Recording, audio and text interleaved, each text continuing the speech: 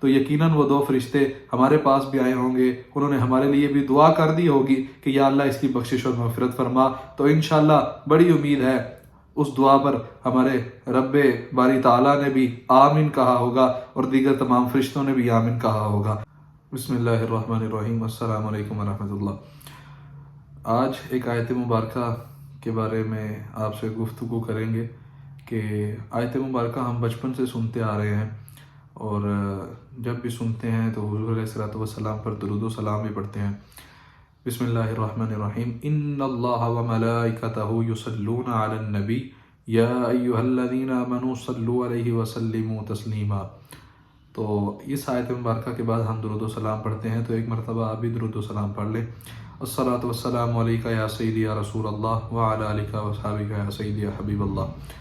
صحابہ کرام نے حضور علیہ الصلوۃ والسلام سے ایک مرتبہ عرض کی، حضور اس آیت مبارکہ کا مطلب کیا ہے اور اس کا معنی کیا ہے؟ تو حضور علیہ الصلوۃ والسلام نے فرمایا کہ اے میرے صحابہ، اگر تم مجھ سے اس بات کے بارے میں نہ پوچھتے تو میں شاید تمہیں اس بات کا نہ بتاتا، کیونکہ یہ جو بات ہے یہ پوشیدہ بات ہے اور راز کی بات ہے۔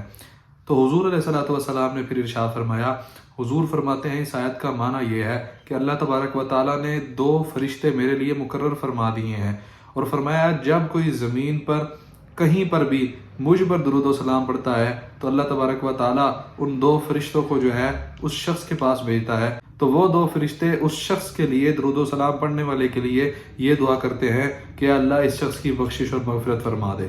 سبحان اللہ۔ اب جب بھی کوئی روئے زمین پر جس کے سامنے حضور کا ذکر ہوتا ہے، حضور پر درود و سلام پڑھے گا تو وہ دو فرشتے آ کر جو حضور کے لیے مقرر کیے گئے، وہ جا کر اس شخص کے لیے دعا کرے گا کہ یا اللہ اس کی بخشش فرما دے۔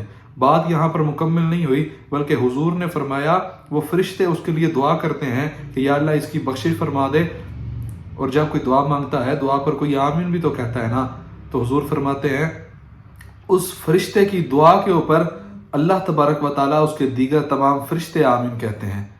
سبحان اللہ۔ درود و سلام پڑھنے کی کتنی جو ہے وہ دیکھیں آپ کتنی فضیلت ہے، کتنی برکت ہے کہ ہم کہیں پر بھی ہمارے سامنے، جیسے ابھی ہم نے درود و سلام پڑھا تو یقیناً جیسے ہم نے درود و سلام پڑھا ہمارے سامنے حضور کا ذکر ہوا تو یقیناً وہ دو فرشتے ہمارے پاس بھی آئے ہوں گے، انہوں نے ہمارے لیے بھی دعا کر دی ہوگی کہ یا اللہ اس کی بخشش اور مغفرت فرما۔ تو انشاءاللہ بڑی امید ہے اس دعا پر ہمارے رب باری تعالیٰ نے بھی آمین کہا ہوگا اور دیگر تمام فرشتوں نے بھی آمین کہا ہوگا۔ تو اپنا معمول بنائیں، کثرت کے ساتھ درود و سلام پڑھیں، کثرت کے ساتھ جو ہے حضور علیہ الصلوۃ والسلام پر صلاۃ و سلام پڑھا کریں، کیونکہ یہ درود و سلام پڑھنے کی اتنی برکات ہیں، اتنا کرم ہوتا ہے کہ انسان تصور بھی نہیں کر سکتا۔ تو یہ ایسا وظیفہ ہے جو مقبول ہے، قبول ہے، ہر حالت میں قبول ہے۔ تو اللہ تبارک و تعالیٰ سے دعا ہے کہ اللہ ہم سب کو بھی کثرت کے ساتھ درود و سلام پڑھنے کی جو ہے وہ توفیق عطا فرمائے۔